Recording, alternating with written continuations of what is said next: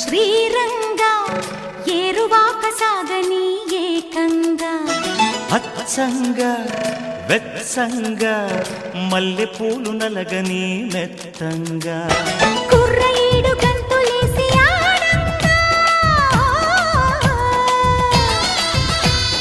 కొంటె పెదవి ముద్దు పాట పాడంగా పన్నెగాడు వెన్ను తట్టగా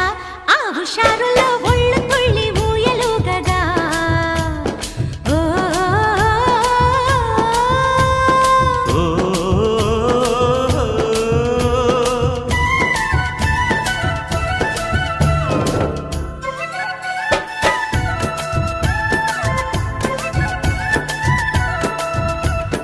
ఓ రంగ